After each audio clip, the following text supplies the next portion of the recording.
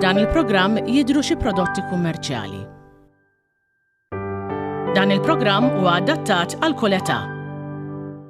Sara tat-tajba minnu ftit ieħor ser jibda prime time tal-lejla. Lejla ser illaqgħakom mal-avukat Melanie Sammut, assistent direttur servizzi legali fih dan l-Awtorità tal-Ippjanar. Tul l-istudji tagħha l-avukat Sammut, l-istudji avvanzati, dejjem studjat u poġġiet għall-eżamijiet kollha kemm ta' avukat kif ukoll ta' perit biex finalment professjonalment illum il-ġurnata bir-rwol li tokkupa fih dan l-Awtorità tal-Ippjanar irnexxiela tamalgama iż-żewġ professjonijiet.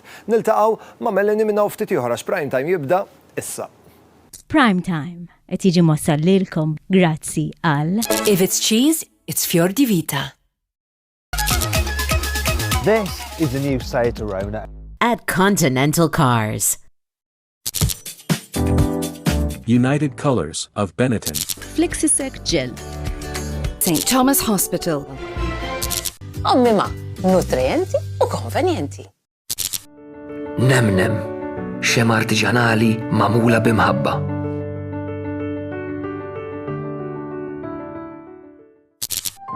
Your event made perfect with Camilleri Catering.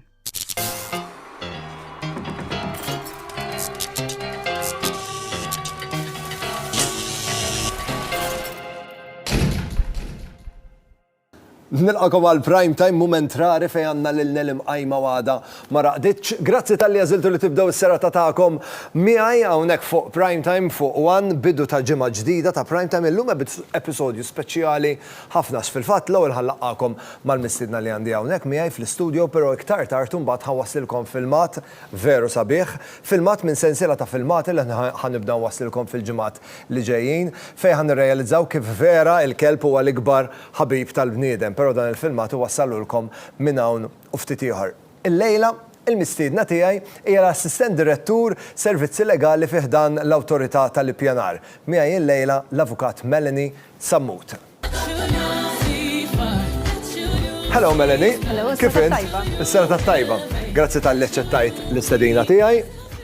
Nitolbok takkomoda ruħek, jiena ħanpoġġi mill-ewwel f'posti biex inkompli tradizzjoni ta' Prime Time li dejjem nirreġistra l-mistiedna tiegħi. Isem u kunjom? Melanie Sammut. Melanie Sammut. Data ta' twelid? 30 ta' Jannar 1994. Dejjem fil-Bart tiċċelebra. Ekku. Fejn inti mwilda, Melanie? Il-Pjetà. Pjetà. Residenti? Libraċ. Professjoni? Avukat fih dan l-Awtorità tal-Ippjanar. Melanie, professjonalment irnexxielek tamalgama żewġ passjonijiet tiegħek. Ekku, jiġifieri min jafni minn eta żgħira ħafna Owen. Dejjem jafu dejjem kont nitkellem kif dejjem xtaqt insir perit. Jiġifieri minn mindu dejjem niftakarni żgħira, dejjem niftakarni impenġi, niftakarni nidħol fil-bini u naffaxxina ruħi. Dejjem kont ngħid li nixtieq insir perit. Jiġifieri kienet minn dejjem ix-xewqa tiegħi. Ġara però li meta kont fit-tielet sena fis-sekondarja kien hemm inizjattiva fej bażikament studenta minn kull skola f'Malta kienet eligibbli biex tmur job shadowing ma' firm bażikament tal-accounts, dak iż-żmien kont dan studja wkoll accounts għal job shadowing. Jiena kont klassifikajt għaliha din l-opportunità u niftakarni kont mort ma' kumpanija renomata ħafna u Malta tal-accounts. Niftakar li meta kont mort kienu assenjawni ma' avukat. Li kienet taħdem f'dil kumpanija tal-accounts? Ekku, kienet in-house. U niftakar li hemmhekk kienet l-ewwel darba li qatt intqajt mal-għalqa tal-liġi ħanajdilha hekk. Hemmhekk niftakar kont ħassejt xi ħaġa li qatt ma ħassejt bħala meta attwalment intqajt mal-kunċett tal-liġi, il-kunċett ta' Intrigak, jiġifieri mill-ewwel irrealizzajt li tixtieq futur. Ekku, jiġifieri ħassejt xi ħaġa ġewwa fija li qatt ma ħassejt bħala u tant kemm kien mument sabiħ kien fl-istess waqt xi ħaġa li ġabitni f'sensi għaliex kienet tal-biża fl-istess waqt għax kienet xi ħaġa kif qed inħoss xi ħaġa li qed torbotni lejn professjoni differenti meta jiena dejjem niftakarni li xtaqt insir perit. Però mbagħad la darba bdejt istudja u komplejt avvanza. Ekku. Bdejt istudja għall perit u għall-avukat f'daqqa. Ekku, minn dakinhar ovvjament kelli din id-dilemma kont ħankompli biex insir perit, kif dejjem xtaqt, jew inkella dil ħaġa li ħassejt ġo fija ħankompli niġri warajja. U niftakar dilemma ma rridx nalaqa minn tant eta żgħira, u meta poġġejt anke għal low levels u l-qudiem għal lej levels dejjem studjajt is-suġġetti għal żewġ professjonijiet. Niftakar mbagħad meta poġġejt biex napplika għal l-università, ovvjament niftakar il-mama kienet ġitu qalt li issa tittażel Melanie. U niftakar dak il-kelmiet kienu vera laqtuni. Kont poġġejt waħdi u minkejja kull parir u minkejja kull twissija kien hemm ħafna li provaw jgħidu bħal speċi isma' x'missierek mhux avukat jew inkella kif ħadd tibda meta laqqas għandek ħadd fil-familja qatt x'nixtieq jiena, x'qed inħoss ġewwa fija. U ġewwa fija ħassejt li kelli insir avukat. Grazzi għall-awtorità tal-ippjanar, illum bla ma naf id-destin wassalni sabiex naħdem x'imkien fejn tiskanta kelli naqqat dak li vera ħdimt għalih li issa ovvjament illum lina avukata iżda wkoll il-passjoni li dejjem kelli għall-arkitettura u għall-bini. Fil-fatt meta kien l-anniversarju tiegħek ta' sentejn fih dan l-awtorità tal-ippjanar, tellajt messaġġ vera sabiħ fuq Facebook inti. Iva. Fej għamilt kuraġġ lil min isegwi l-paġna tiegħek. Ekku, jiena għaddejt messaġġ li kien vera sentimentali ħafna lija għaliex naf kemm verament ħdimt, kemm verament kien hemm dilemmi, kienet xi ħaġa li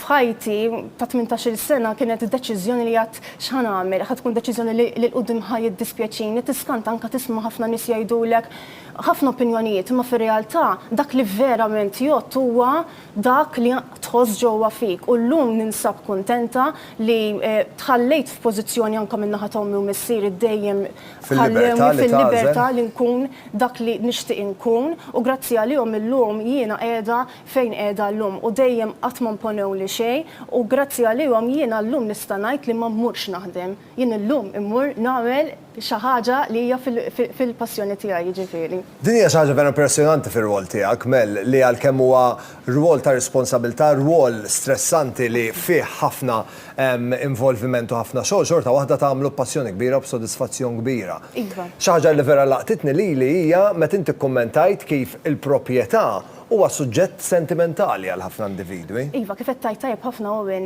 is-suġġett tagħna l-awtorità tal-ippjanar tmiss ħafna mal-drittijiet tan-nies. Id-drittijiet tan-nies huma kwistjoni ta' proprjetà. Tiskanta illi fil-ħajja ta' kuljum jien inti n-nies it-telespettaturi ta' barra jaħdmu jaqgħu il-flus biex imbagħad jinvestuhom x'imkien. U ħafna mid-drabi illum il-ġurnata hija kwistjoni ta' proprjetà. U ovvjament bla ma wieħed jistenna u hija ħaġa naturali u hija konsegwenza naturali li meta l-awtorità tal-ippjanar qiegħda tiddeċiedi xi ħaġa li inti tkun ħdimt għaliha, eżempju l-proprjetà li ħad tagħmel żvilupp jew ma jkunx hemm deċiżjoni ta' żvilupp għax ikun hemm rifjut jew inkella ta' ħdejk jew inkella ta' faċċata ħaj jiżviluppa. Hemmhekk ovvjament ħad tidħol fi kwistjonijiet fejn in-nies għax proprju tmissilhom xi ħaġa li ħadmu tant għaliha li hija xi ħaġa li ovvjament tolqothom u nifhmuha aħna, jiġifieri anke jiena fix-xogħol tiegħi nikkompatixxi ħafna lin-nies, nifhem ħafna in-nies kemm huma qaċċana aktar li jkunu jafu fuq l-ippjanar. U bla ma trid ikun hemm sitwazzjonijiet li jkunu ta' stress, però f'xogħol li dejjem inżomm moħħi miftuħ u nifhem in-nies minn fejn huma ġejjin, il-kuntest tagħhom u għal xiex qegħdin hemmhekk aħna finalment aħna qegħdin hemmhekk sabiex niddeċiedu l-applikazzjonijiet u nieħdu ħsieb li finalment ikun hemm sitwazzjoni fejn nimxu mal-policies u ovvjament dejjem il-qudiem aktar kemm nisimgħu in-nies aktar iridu nieħdu ħsieb li dak li verament fis-soċjetà nipplementaw. Għax din hija realtà minn il-liġi tal-ippjanar hija liġi ħajja li tevolvi b'mod kontinwu. Ekku, jiġifieri bħal kull ħaġa oħra, il-kunċett tal-ippjanar dejjem hija xi ħaġa li aktar kemm ħajgħaddi żmien, aktar ħadd inbidel. Hija xi ħaġa li ippjanar naraħħa dinamika. Millum għal għada jista' jkun hemm sitwazzjonijiet fejn il-kunċett tal-ippjanar ikun hemm affarijiet li lanqas biss tkun qed taħseb għalihom għaliex huma sforz ta' ċirkostanza.